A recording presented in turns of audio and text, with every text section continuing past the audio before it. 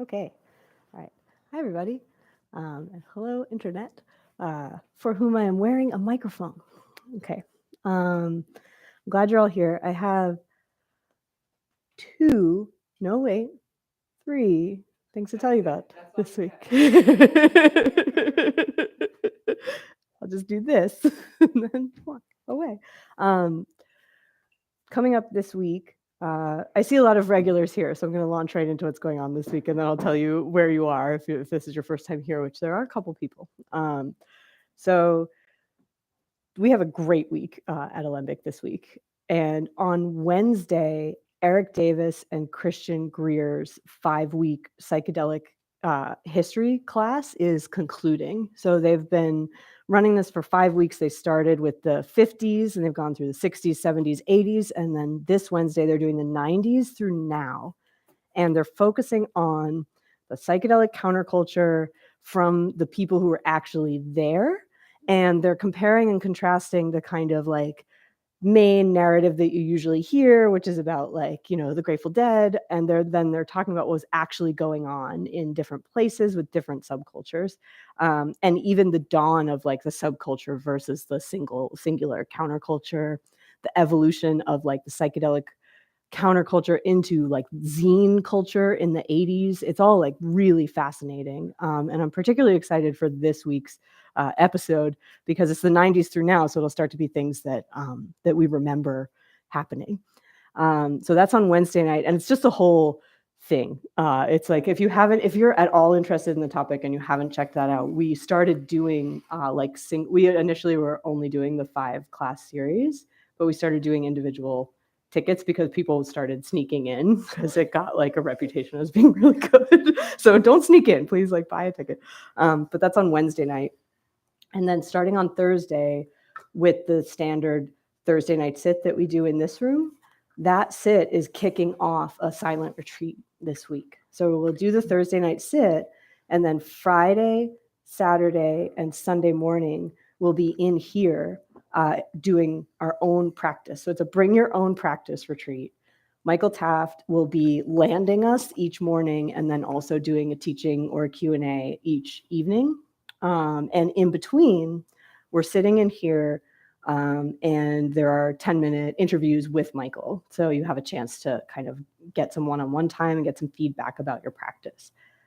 For those of you who haven't sat with Michael before, the way that he's working really rhymes with the way we're working in here. The two are like very complementary, really resonate with one another. As someone who comes to both of these things, I can tell you that. And he is trained in a lot of different disciplines, so he can kind of meet you where you're at. So if you're interested in that, that starts on Thursday. The Thursday night sit is just open to everyone as usual, and then we kick off the retreat on Friday morning for real. So that's coming up this Thursday night. And then I want to give you a heads up on something that's happening here on the 17th. And it's kind of underground because the person is just like, they're renting the space and then they're throwing a party in it. But we think it's cool enough that we're just going to tell you about it. And you're going to be there, Yes, right? I'm Yeah. gonna teach on the Heart Sutra. Yeah. So the party is called Heart Form, and it's all about the heart. And each room has a different theme. And Chandra's going to be there doing something about the Heart Sutra. So that's on the 17th. It's not this Friday because we're doing a retreat this Friday. Last time we did a retreat, we threw a party in the middle of it, and we learned not to do that again. So that will be next Friday.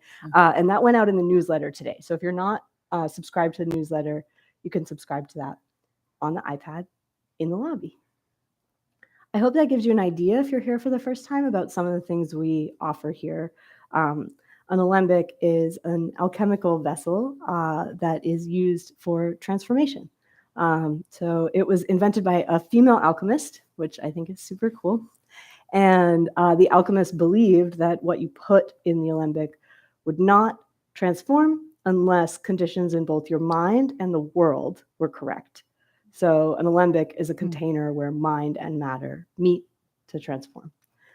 The other cool thing about an alembic is that it was used in like alchemy and magic and also in chemistry and is still used in distillation. And that also speaks to what we're doing here. So exciting news. You heard it here first. We got a biosemi. I don't know how much that means to some of you, but I know at least one of you knows what that means. We got a real research grade EEG machine today. 64 channel EEG Wow. in the lab over there. Nice. So we've been talking for a while about how we're doing, meditation and movement and neuroscience and psychedelic integration and preparation. And today the neuroscience lab arrived. This is a very exciting day at Alembic. And the name being kind of mystical, magical, sacred, and also about like chemistry and distillation and modernity is something that we are really trying to approach here in a serious way. So if you have any questions about that, you can usually find me after the sit. You can't today because I have to go to the airport, and I'm sad to miss it. But sign up for the mailing list, and you can talk to Hannah also. Hannah, wave to people. Hey, Hannah. Okay. That is all from me for tonight. I hope you all have an excellent practice. Thank Chandra, you, we're Katie. so glad you're here. Thank have fun. you. Drive safe. Thanks. So, does everybody have the handout? There enough for everybody? Good. It's nice to see you. You can keep that handout, or you can leave it at the front desk at the end of the evening. So really, if you like it, if you want to study it, keep it. It's yours. At the beginning of every class, we do the opening prayer that's at the top. And it is a prayer to the goddess Narayani from the Devi Mahatmya, verse 12, as you can see there. The translation, which I unpacked in more detail last week, I don't do that. I don't do the same thing every week. But so we won't unpack the meaning, but you can see it written in smaller font. So if you want to read the word for word translation, you can go ahead and do that in your own time. Sometimes we recite it more than just 3 times. 3 is a standard, but for learning, we can do 11, we can do 21, which we have done. I think once we did 21. Tonight we'll do 11 again to feel the sounds taking root in our bodies.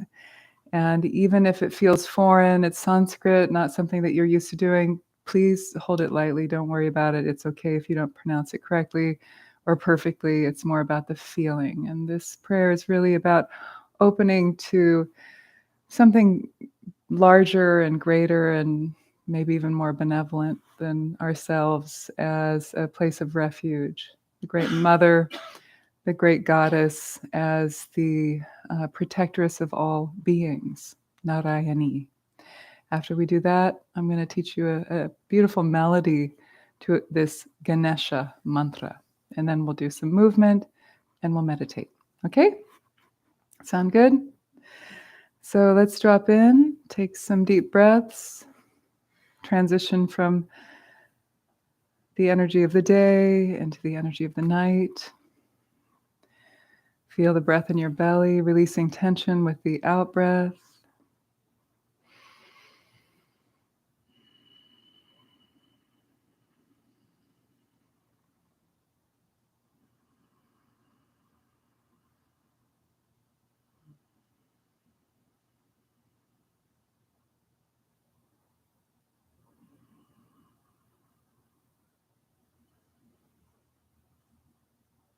And take a moment to give rise to a personal prayer, a personal motivation for why you come to practice, why you've come here tonight.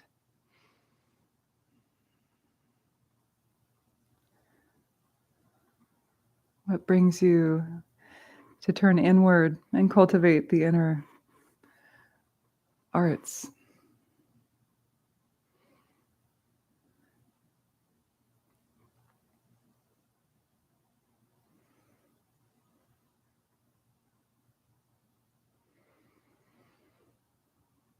And then I invite you to infuse that with the aspiration called bodhicitta, which means the spirit of awakening for the benefit of all beings.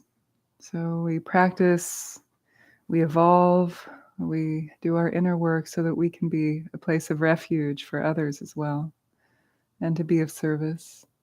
So remembering that also is called bodhicitta.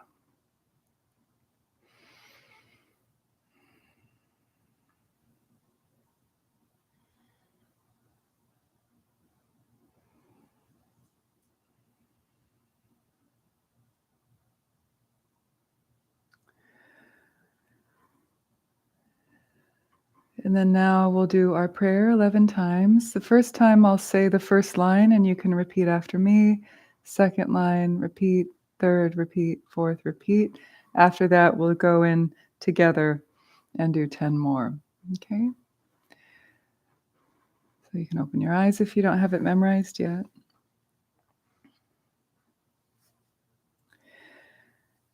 Sharanagata dinartha, Sharanagata dinartha, Paritrana parayane, Paritrana parayane, Sarvasyarti hare devi, Sarvasyarti hare devi, Narayani namostute, Narayani namostute. Good, now together. Sharanagata dinartha, Paritrana parayane, Sarvasyarti hare devi, Narayani namostute. Sharanagata dinartha, Paritrana parayane, Sarvasyarti hare devi, Narayani namostute. Sharanagata dinartha, Paritrana parayane, Sarvasyarti hare devi, Narayani namostute. Sharanagata dinartha, Paritrana parayane, Sarvasyarti hare devi, Narayani namostute. Sharanagata dinartha, Paritrana parayane, Sarvasyarti hare devi, Narayani namostute. Sharanagata dinartha, Paritrana parayane, Sarvasyarti hare devi, Narayani namostute. Sharanagata dinartha, Paritrana parayane, Sarvasyarti hare devi, Narayani namostute. Sharanagata dinartha, Paritrana parayane, Sarvasyarti hare devi, Narayani namostute. Sharanagata dinartha, Paritrana parayane, Sarvasyarti hare devi, Narayani namostute. Sharanagata dinartha, Paritrana parayane, Sarvasyarti hare devi, Narayani namostute.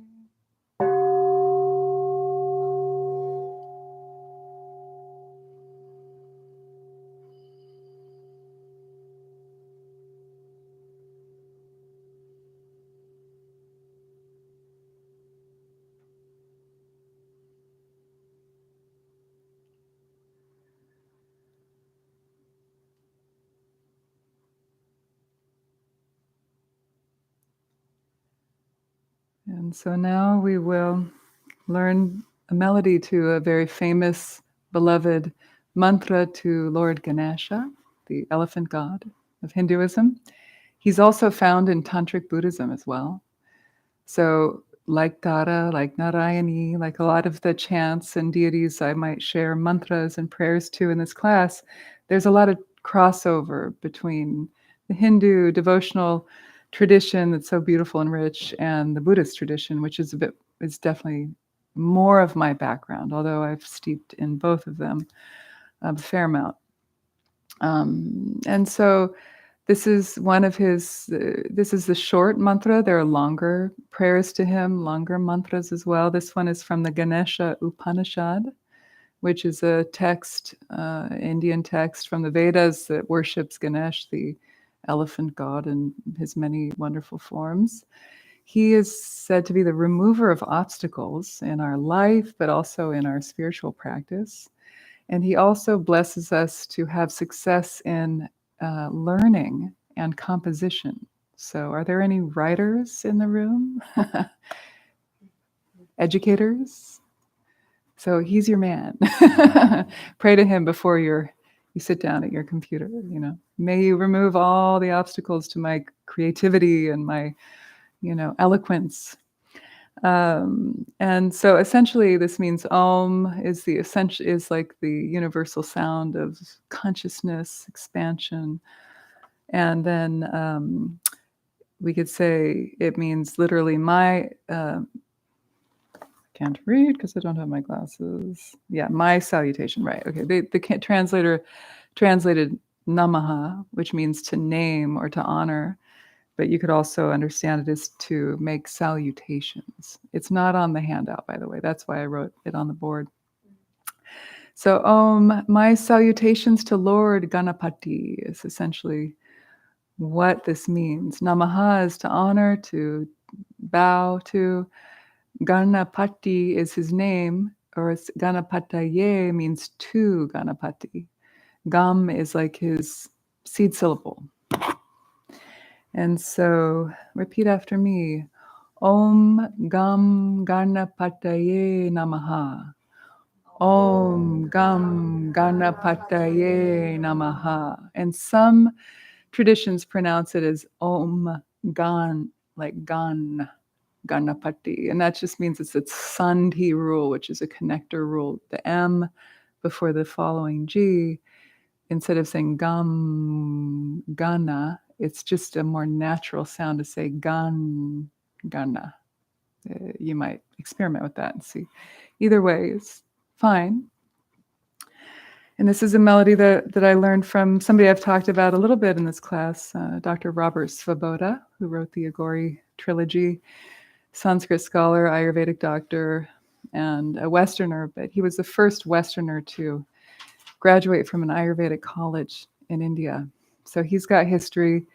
I've sat around the fire many a times with him, worshiping, honoring the fire, and Ganesh is always who we pray to at the beginning for blessings and removing obstacles. So this melody I learned from him.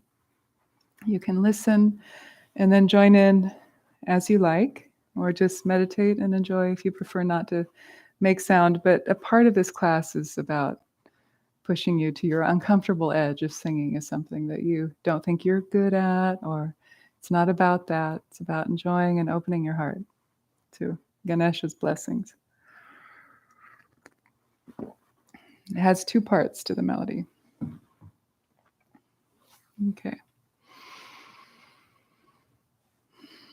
Just imagine you're out in the desert, like in Rajasthan, and you're sitting around a big fire in the middle of the night, singing to the fire.